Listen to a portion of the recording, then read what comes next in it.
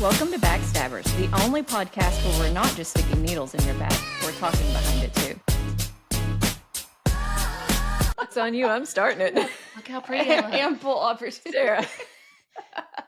Sarah, honey, I love that you have a ring light, but we're not supposed to see the ring light. Does it work? But if I peek through it, you can't see my double chin, and I look bright.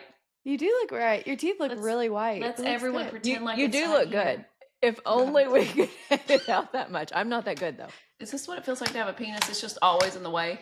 Just I would imagine. Speaking Truly, of ring the only lights, benefit truly would be to stand out. Sarah, when you were playing with your ring light at the start of the episode, it made me think of, for whatever reason, Alex's maternity photos.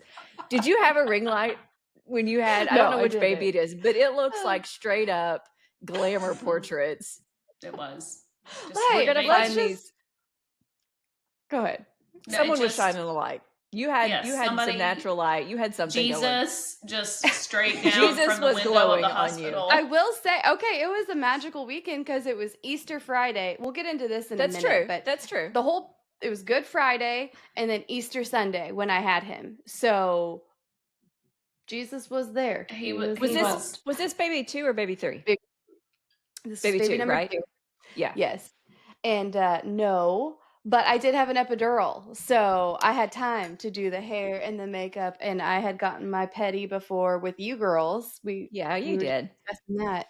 But I was ready to go for baby number 2. Baby number 3, whole different story. Just whole different. But we can get in. Let's get in. You guys want to share some birthing stories? Let's do it. Share them. Fun. Mine's We'll glorious. send some pictures and get them uploaded. We'll try to upload them. If I can't upload them, we'll put them on our socials. We'll have them somewhere where you can find them. I look like someone should just throw blood at me. Like I need 2 units stat. I'm already white. I look like I'm see-through, transparent. Sarah Just looks like she wants to punt her baby across the room. I did, actually. And Alex is glowing. Jesus himself is shining the light on you. And me and Lacey actually saw your picture on Instagram. We were sitting there and I was like, what in the absolute, I was like, look at this one. Look at me and look at this one. It did start we had a whole text group where we're all sending and making fun of Alex and how beautiful she looks and how terrible we look. There's a group of CRNA moms that we all work together, and we were all sending our fresh birthing photos, and it was pretty hysterical. So we'll share our 3. I'm good for a good posed, thought out photo, but catch me candidly, you get 16 of these, okay? I sent a good one earlier today, actually. You did. It's usually actually Sarah's husband who catches you looking. It is. It brings him a lot of joy. I'm always on guard around him. And then I was over there the other day for a snow day, and I was like, my kids were sledding, and then he gets home from work. I'm like, I'm so sorry, we're still here. We all get out of here. Not because he ever makes me feel that way. He's so welcome. He's so kind. But it's just like, God, he's gonna catch me off guard. Done. Don't look at my toes, please. My mustache might be in. That's funny. And the best part is his profession. I don't compare to any of the people he sees on the daily. So that's true. Why am I so self-conscious right now? It's because you made it so easy for him. It all started with one picture, and for some reason my husband zoomed in and saw her like half chewed fingernails, and he was like, I get what's going on in this picture, but what's happening here? Why do her nails look like this? I think you had sent like a rash on your baby or child. something. It was one of my kids. It was a rash. To the ER doctor asking for professional help. And he's like, oh, forget the rash. What's up with these nails? Why are her nails looking like I need you to do something about this first before you take them to the doctor. I am a working woman. That's why my nails look like trash. Okay. Sometimes we don't have time. It's just turned into his favorite thing. He's like, let's check, nail check. Meanwhile, Sarah never has her nails done. Or if they are, they're like the press-on kind and they're popping off. Yeah. Yeah. Always one off. It has become into a threat, though, now. I'm like, don't you tempt me. I will send a foot pic right now of my toenails looking like trash. Sarah, you have a picture of when you're giant pregnant and your feet look like Oh. they were screaming for help. Sausages, they don't even, it doesn't even do it justice. We'll Like, they're also so have to show horrible. this. Yes. Well, yeah. It's You impressive. can tell my toes are just screaming for hemoglobin. They just want some blood supply back. They want haven't some had oxygen so They bad. do. They want They want you to elevate anything. them. All day. I just like you can walked all stick a night and feet up Pin all in day. it. Just pop it. That's exactly. They look like they'll all just pop and explode. If only I could have. Well, this Alex, is a was great it- segue. Let's go into some like OB anesthesia. Let's talk Yeah, about mamas agree. and epidurals and all those things. I have a love-hate relationship with epidurals. Like, I love them 90% of the time, but every once in a while, it's just doesn't position right. They're not understanding. I'm struggling for whatever reason, or they're crazy. I always joke, between pregnant people and backs, it's, you never know what you're getting. It's a crapshoot. Don't. And we all turn crazy when we're Oh, pregnant. all we're pregnant in labor. women are We crazy. just all I can sense say goes out that the window. Same. Alex, you had an interesting story. I think it was with that delivery that we're talking about where you look like Jesus himself was shining his light. You got 2 epidurals. Is this right? Am I remembering? This is right. So I guess yes. So we'll start with that. So I think it's my second baby. So I'm like, no, I'm contracting. Like I know what this feels like at this point. It's not just a new time mom, which we'll get there eventually. We can talk to you first time mamas later, but And you're close to being done with anesthesia school, right? right. I have him in April and I graduate in May. So like So it's not like you're not knowledgeable. You place Right. these yourself. Right. So I'm having these time contractions. My app that I'm using to track it is like go in. It told me I had to like go in like, 2 hours prior, but I'm like, no, I'm going to wake this. I'm not going to be one of those ones who's turned around. Like, no, not me, not today. So I wait and I am in what I really thought was full on labor.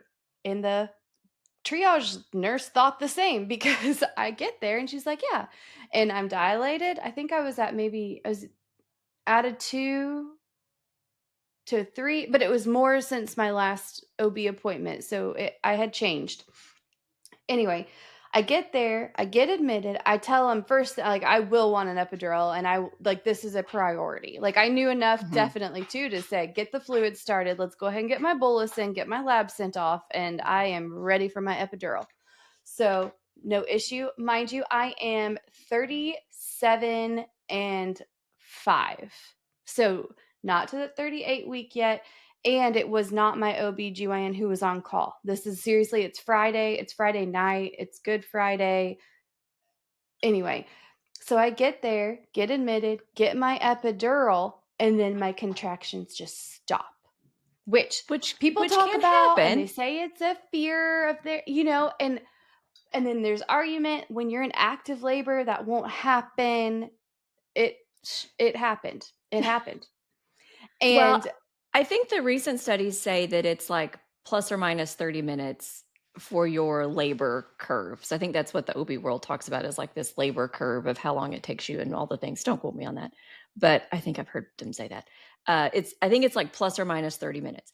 I will say, if they weren't running you on PIT, if they weren't doing anything to augment your labor, and all they did was give you a fluid bolus, essentially, that's not to be not expected that you stalled for a minute. Slow back down, sure. And I feel like they gave up really quick. Yes, they were not trying to. They were trying to get me gone for sure. Yeah. It was definitely, they seemed full that night. Kind of one of those situations. And so yeah, and they wouldn't, since I wasn't 38 weeks, even though 37 isn't it term, or is it? I had Savvy at 37 exactly. Yeah, I was like 37 in a day, but that was a girl, not a boy. But sure. I mean, still. Sure. And my first baby came at 38 and 1. So and he was 8 pounds, 6 ounces. Like he was a big stinking baby at 38 weeks, so there was no reason to be so skeptical. But again, it was just the on-call person. And at this point, I don't remember. I don't know if he was a family practice who's doing OB or if it was an OB guy. I don't know. I don't remember. But they wouldn't break my water. They wouldn't do anything, wouldn't start PIT. And so they told me they were going to pull my epidural. I was going to have to sit there for hours, wait till I had sensation back in my legs till I could leave, and they sent me home. So That's I go crazy to home, me. just completely like distraught because here I am, like Well, yeah. fully planned, like epidural, like the whole nine. And I go home. We go to Saturday. We go to a church that's nearby. We go to their one of their Easter egg hunts, and go out to dinner that night. And I go home, and my water breaks at home around midnight.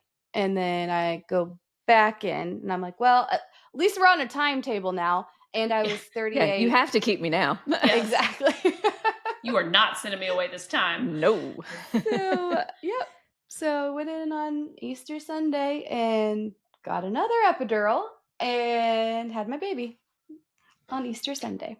So I do wonder, because you didn't deliver at our facility, I wonder what their process is. Did the OB who you were under on the Friday, did Mhm. that person call the anesthesia to say that you were ready for an epidural? Or because you requested it and you were like admitted, it was Did they just just kind come of do it? Yeah. backdoored okay? I have no idea because I do know that they have their own OB anesthesia for Right. that hospital. So I don't know the communication that happened. I just knew I told my That'd be nurse like interesting to know, because I feel like if the mhm. OB knew you were getting the epidural and you got the epidural, you're You're committed. committed. You're You in. are, whether you Yeah, liked it or because I've not, you're never here heard now. anybody else say that. Yeah. Never. I've heard of it stalling your labor, sure, but I've never then you heard of them augment. pulling it But you and sending augment. you Mm-mm. home. I mean, Feels if like a someone comes liability. in labor and you're not wanting them to be in labor yet, it's usually like they're contracting, but they're not quite ready. You give them Sure. fluids. Like that's one of the first things they do, because it's usually you're dehydrated, and they'll give you some fluids Right. and you'll kind of calm back down. So it's not crazy to think that they gave you fluids and your contractions would slow.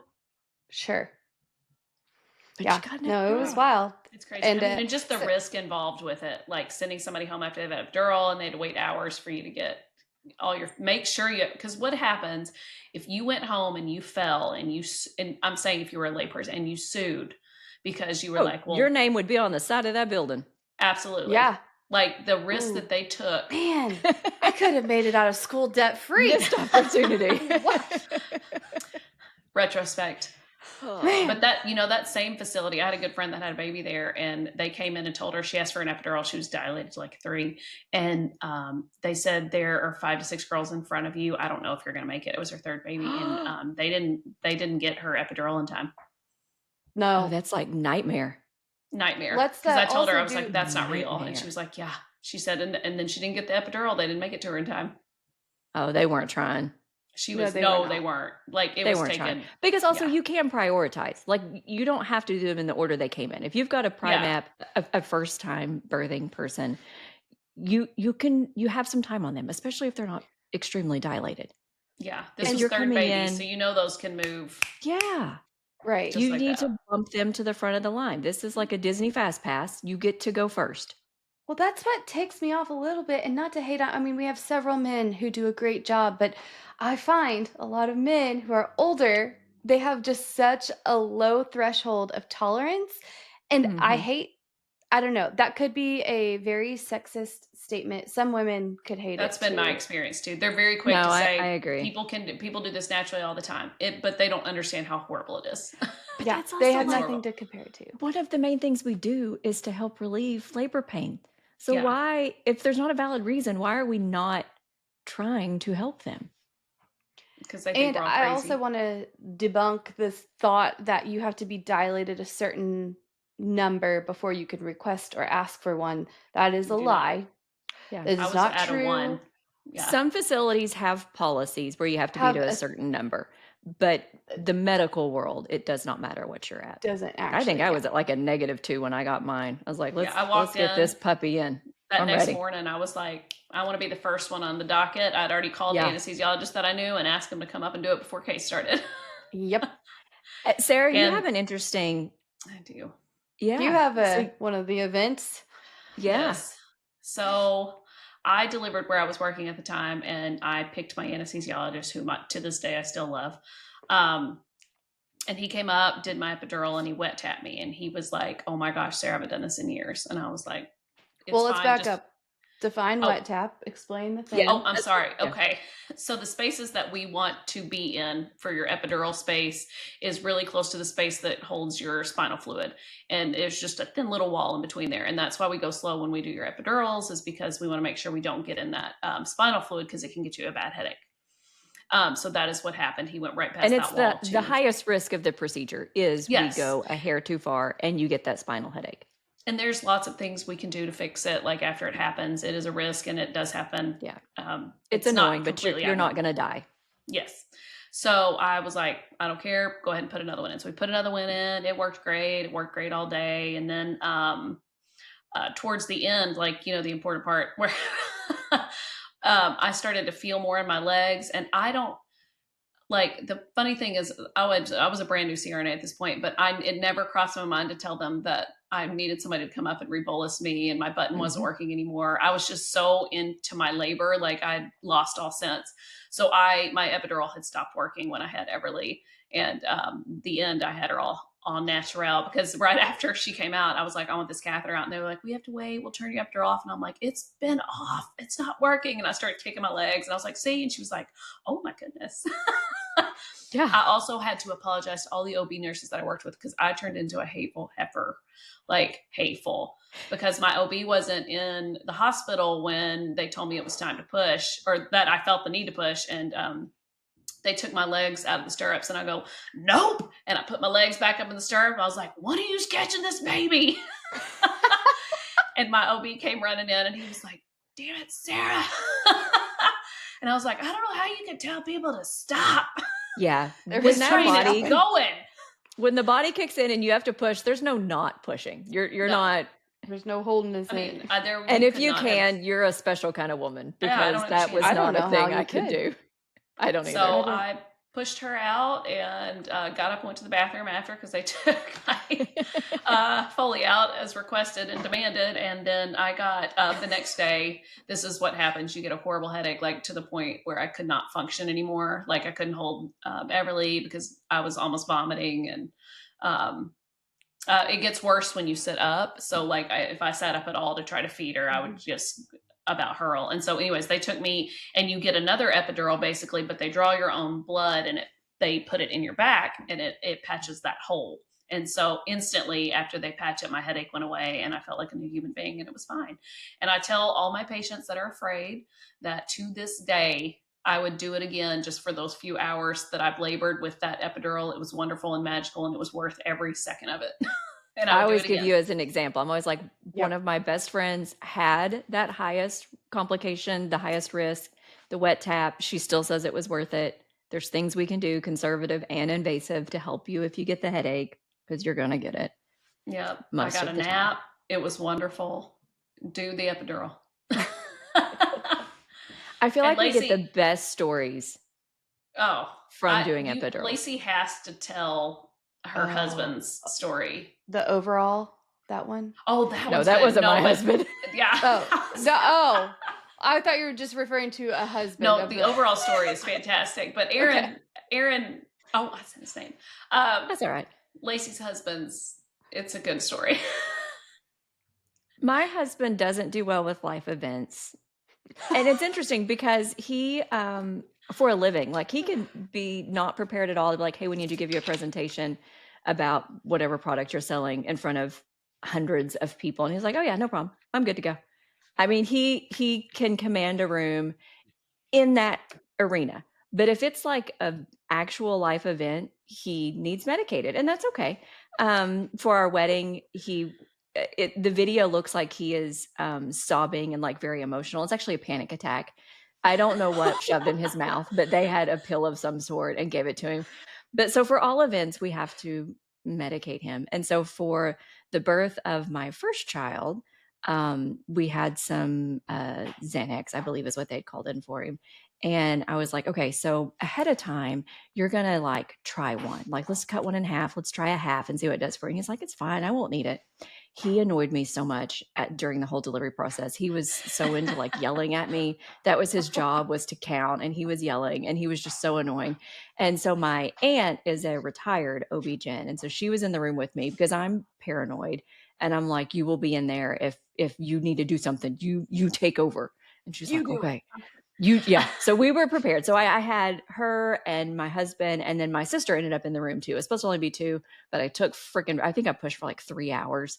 And so by the end, they're like, anyone in the waiting room want to come help this chick? Anyone want to come see if you're the lucky charm? So they ended up turning my epidural off actually too, because it was, and I didn't know at the time. I was an ICU nurse, but I wasn't in anesthesia. I didn't know it was not normal to be able to move or feel at all. Like, I think I could have had a C-section with the amount of numbness I had. I couldn't move my legs. I couldn't feel a contraction. Aaron was counting and yelling at me to push. And I was like, I don't know what I'm doing. And they'd be like, push like that. And I was like, I don't know what I did. Anyway, so he's yelling and driving me crazy. And between my aunt, my sister, and I, we all kept being like, have you taken a Xanax? And he was like, yeah, I took the half. We're like, take another one. So 3 hours later, we realized, and everyone's like kind of calmed down. The adrenaline's come down. He is heavily medicated. And my aunt looks in the bottle and it's all gone except for one. I don't know how many started in there. Oh, no. Neither does he. He is heavily medicated. And my dad, bless his heart. Hold on.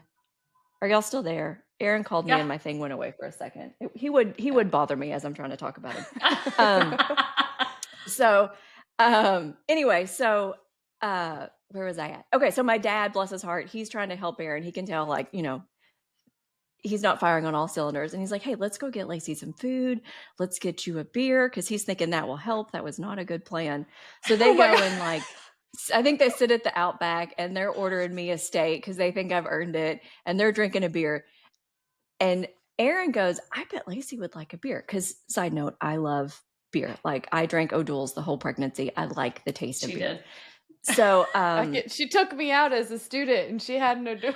Yeah, I did. I'm all about it. So anyway, so Aaron's like trying to be sweet and he's like, I bet she would love a beer. She hasn't had a beer because my oldest is also in vitro. So I had, like, throughout the whole in vitro process, I had quit drinking because I was like, I'm going to do all the things, whatever I can do to make this work and us have a baby, I'm going to do them.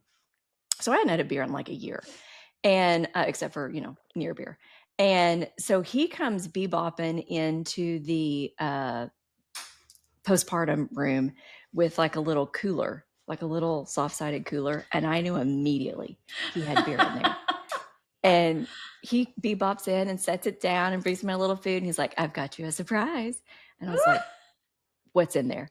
And he's like, I brought you beer. And I was like, get that out of here. They will take our baby. You cannot have alcohol in here. He's Xanaxed up and bringing beer in. Ruined his whole sweet thing he was trying to do.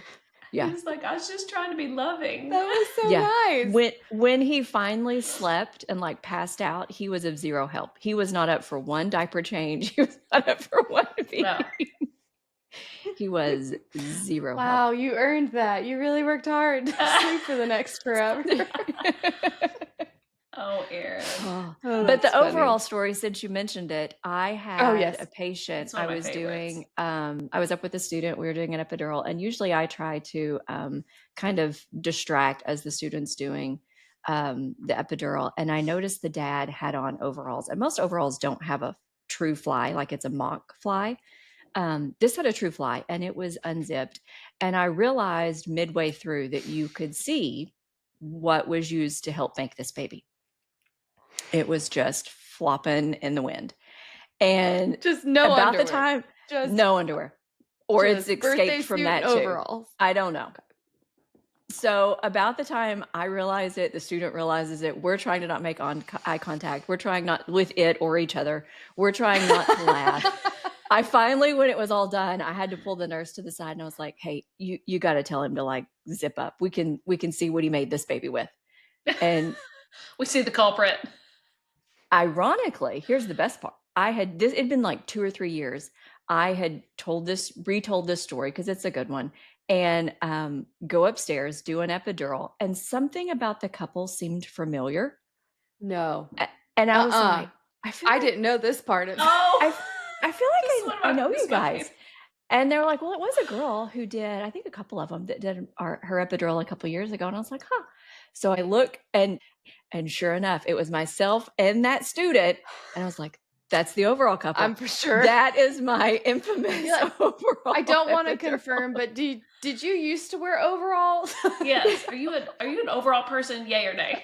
You either are or you're not. Yeah. Hey, that should have been the word of the day that day. Overalls. Oh, ooh, that's a good. Okay, so explain this new game we've started.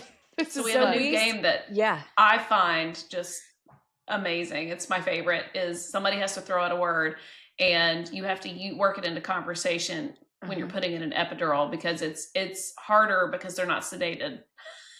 Yeah, you can't do it to the OR patients. It has to be epidurals, not sedated, because that's tough. They're not so far our words have been what? Cactus, magical was the first. Magical was the first. Oh, I'm throwing bubbles. Oh, I don't know what I'm doing over here, but I'm throwing bubbles. Okay, so magical was the first. Then it was cactus. That was the word I had, and then we had tadpole. I don't know what we've had since then. But it's a fun game, yeah. So we're like super troopering it. Yes. I did do it yesterday in the OR with a regular patient, and I got proposed to after. So it worked out for me. It worked? Got a backup plan. I mean, I do love when they say funny things as they're going to sleep. I always tell them, though, it's like Vegas. What you say stays, and they won't remember. Well, we should do a whole episode on funny things we heard as they go off, as patients go off to sleep. The only thing I don't like is when they start talking about Jesus. And I love Jesus, but when they're like, oh, I'm going to go see Jesus, I'm like, not today. Today you are staying right here. I'm always like, Jesus ain't ready for you, honey. Jesus ain't ready. He's not ready. We're tight. We're not going to go. Don't go to the light. No. I love when people are like counting down, and then when they wake back up, they pick right back up. They're like 49, that is amazing. 48. I've had one like start a joke and wake up and finish the joke. And finish? Yes. Mm-hmm. You're one of the lucky ones. I've had one start one. I'm like, I don't know what happened. Or they'll be telling you a story. I need the punchline. Well, you do sometimes have to kind of prompt them. So like usually as they're going to sleep, I'll say like, hey, you got any good jokes? And then when they wake up, I'll be like, hey, can you finish that joke? So you do kind of have to lead them, but I have had some do it.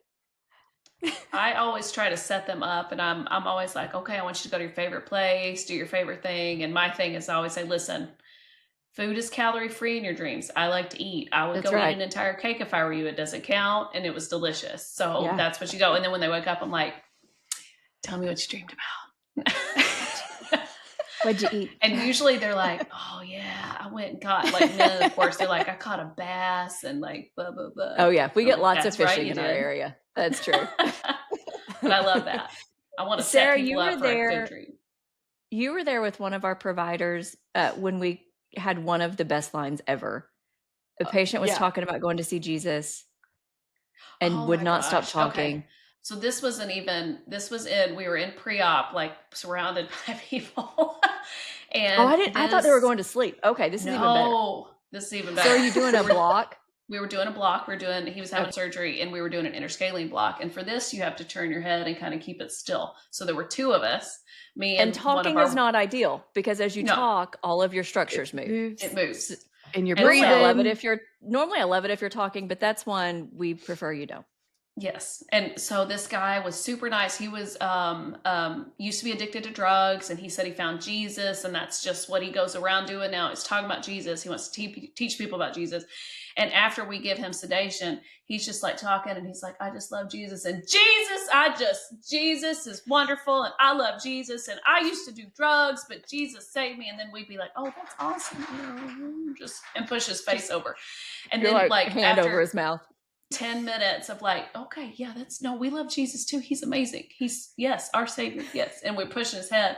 And then my wonderful colleague that is so funny all of the time, after we're doing this, she's Mama Bear at work. She goes, yeah, Jesus wants you to be quiet. I had used that so many times. you hear people laughing Jesus outside of the wants you to be curtain. quiet. Jesus wants you to be quiet. So from then on, I was like, guys, my new favorite phrase of Oh. life is Jesus wants you to be quiet. It may applies not to even everything. apply, and I'm like, Jesus wants you to be quiet. Jesus wants you to be quiet. I tell it to So my I've children. used it, yes, in prayer time, like when my daughter is in her 8th to 10th minute of the prayer, and I'm like, okay, Jesus wants you to be quiet. He's tired. He's tired. Go to sleep. He said that was enough for tonight. Yeah, he's done. He's good. He said, high five. You're awesome. Go to sleep. Jesus wants you. So that is how we that got may our need to wonderful be like tagline. our slogan. Yeah, We're Jesus adopting wants you it. to be- We're Yeah. adopting it. And Jesus you wants all you to can be use quiet. it in any circumstance you Yeah. choose. It's perfect. You know, we goes everywhere. We could start a weekly word for people to use for like epidurals, or if you don't do epidurals, for, you know, Just love regular it. cases. Just in whatever daily you do. life. While you're in Just, the yeah. office. Yes. We could have work You're on a in. phone call. Yeah. You got to work in cactus. Yeah. You know what I mean? I think that'd be fun. That'd be a fun. We can could hear have your a stories weekly of word how game. you did it. And yeah, I tell like us it. how you used it. That'd be I fun. think our first word of the week should be unicorn. I love it. I Love like it. it. That would be Unicorn. So Yep. whatever it is you do, tell us how you worked Say it. unicorn in to a spiel that you have to give. And then if anybody had a response. Oh yeah. Like, It is funny because like when I had cactus, and when I used it, the OB nurse looked at me because they get to where they know your spiel. Like you say the same things over and over, and they can usually regurgitate. And I've had them actually do it. Like if I miss a part, they'll say it for me. So when I said something about a cactus, she predictable. popped that head up and looked at me like I had lost my mind. And I was like, just go with it. I'll tell you later what I'm doing. it's fun. It's a good challenge. Yeah, it's a good time. Well, with that note, I have to pick up my children, and we are at a little over 30 minutes. It's all right. We're close to what Sorry, we guys. promised. That was worth it. We just love to talk. All right. Jesus wants y'all to be quiet. Bye, y'all. Be quiet. Backstabbers out. Bye.